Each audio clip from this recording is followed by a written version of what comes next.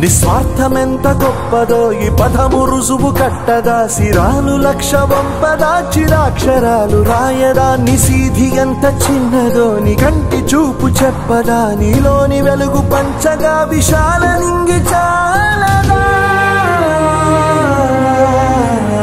మనుష్యులందు నీ కథ మహర్షిలాగా సాగదా మనుష్యులందు నీ కథ మహర్షిలాగా సాగదా